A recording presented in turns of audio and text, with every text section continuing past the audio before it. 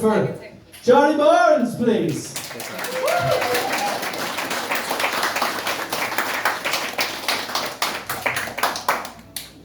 Hey, very much. Having a good night, ladies and gentlemen. Yeah. So I had a bit of a mixed night. On the way here, I saw a shooting star. Unfortunately, it was Alec Baldwin.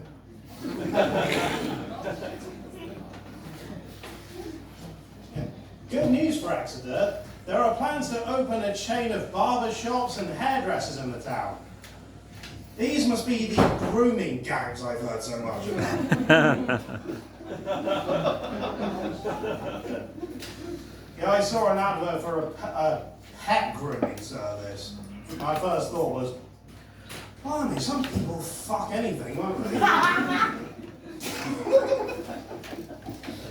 One thing you can know about me is I can be trusted to keep a secret. Just ask my scout leader.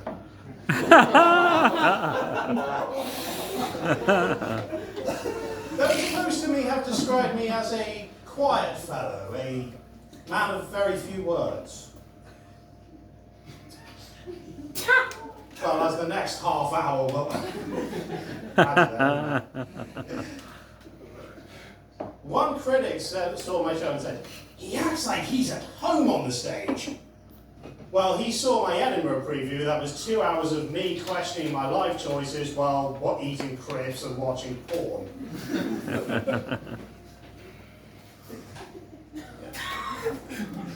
Yeah. So it's great to be back doing comedy. My last job came to a very premature end. It was Russell Brand's lawyer. Speaking of celebrities in trouble, the Diddy trial goes on. You heard about that?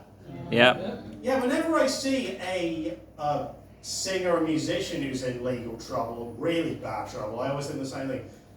Well, that's bugger the next series of The Masked Singer, isn't it?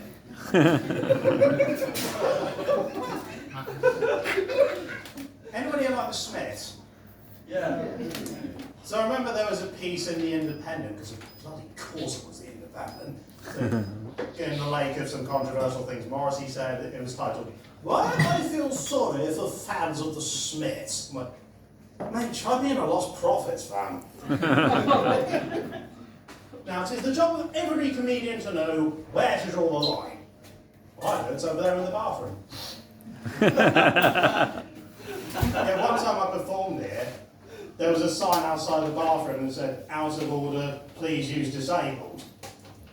Thus, fortunately, there was a man in a wheelchair nearby.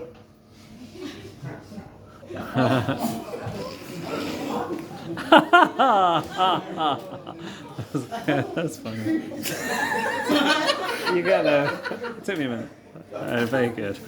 So we've got couples in. That is great. It's great to see so much love in the room. And they say that personality is what counts, right? Makes a relationship last. Well, my girlfriend is schizophrenic, so I'm spoiled for choice. So if you have sex with your partner and they're schizophrenic, is it adultery or an orgy? Try and help me out. Yeah, I got 2 sets of feedback on that joke. One really loved it, one really hated it. And they're from the same person. He loves that joke, it was brilliant, it was funny, we hate it! So, one time I was out in the street and I saw somebody carrying a bag that said, "Eat with purpose." And I came home and found my girlfriend in her underwear and she had that very phrase tattooed on her knickers. And she gave me that look that said, "You know what to do."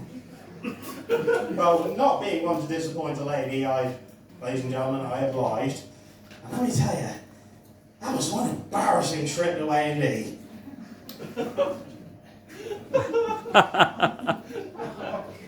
Yeah. So me and the girlfriend had a disagreement over the definition of gaslighting. I managed to change her mind. I did have a brilliant joke about gaslighting. Don't you remember?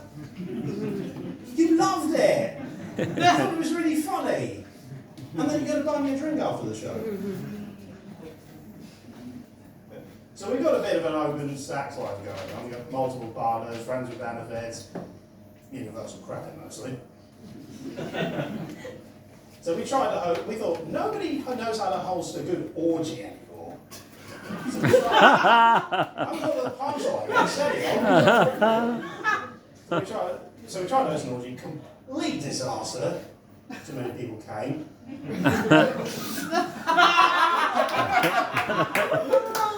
I tell you, I haven't had this much sex since I was a hypnotist. I should not have told you that. You will forget that last joke. You will forget. You will continue to support local comedy. You will buy me a drink after the show. So I went past a charity shop. I haven't got the punchline yet, calm down. So I came past a charity shop on the street and they were looking for adult clothing. They didn't want my gimp suit. I found out that sex is a great way to lose weight. Try that theory. It works, but I can't go to the gym anymore.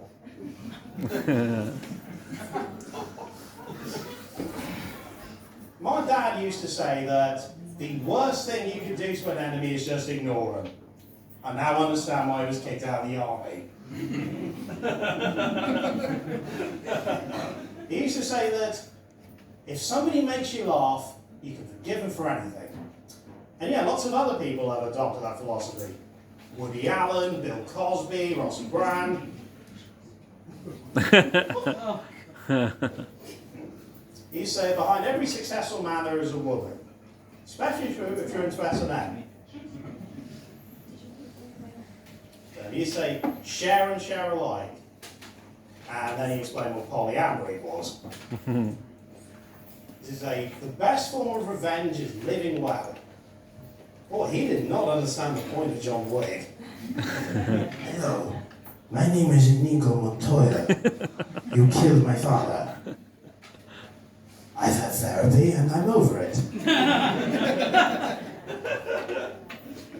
He used to say it's never ever acceptable to hit a woman under any circumstances. And as he said that, my mother looked at the man she married and realised he was not cut out to be a dog. And he also said once that nobody likes a contrarian. And Mum spent the rest of her life trying to prove him wrong. My granddad said that the most sincerest form of flattery is imitation. He was a black and white minstrel. Oh.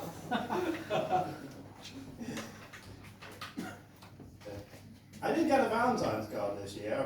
Quite a rare one. It said, "Happy Valentine's Day, you idiot. Remember, if she scares you, she's the one. Love, Amber Heard."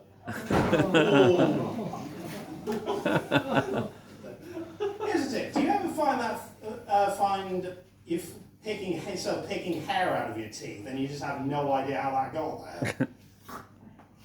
That's the last time I go to a feminist orgy.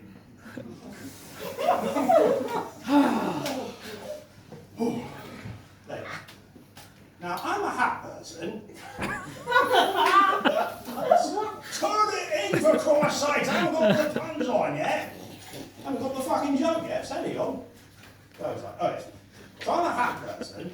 And apparently there's an unwritten rule that if you see somebody wearing a hat, it's okay to either yank it off them or beg, plead, or demand sexual favours in order to wear the hat.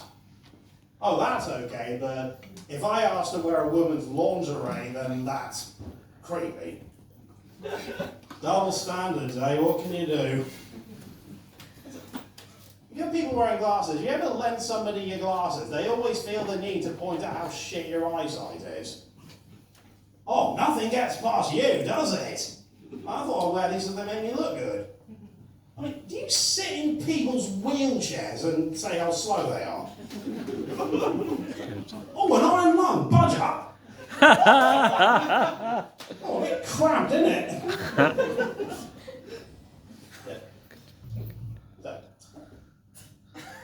So I've been banned from driving But just what I'm terrible. Just the other week, I hit a bump in the road. Don't worry, the baby's fine. Oh my God.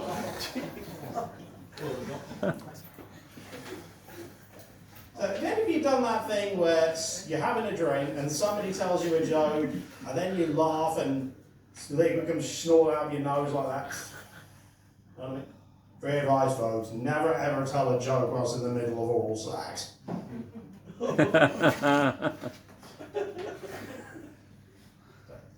So this isn't the weirdest gig I ever did once. I was at a nudist club.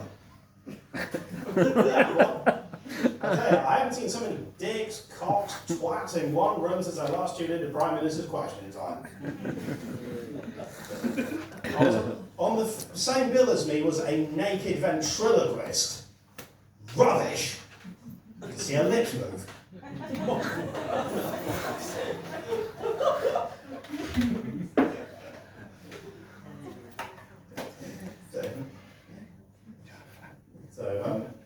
And also on the bill was a Ray Charles impersonator. I don't mean to say it was hot in that room, but he thought my dick was an ice lolly.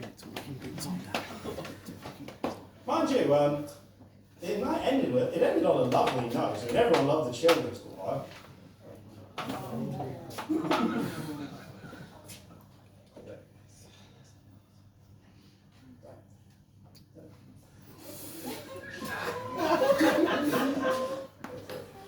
So I remember my school days, I was the only Jewish student at my school.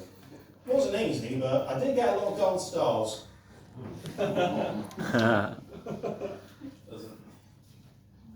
So, yeah, my mum I got a Jewish mother, she always said, there's no such thing as a free lunch. This is why there are no Jewish soup kitchens. Ladies and gentlemen, Charlie Burns! Yeah! Oh, there it is. Yeah, okay. Well done, mate.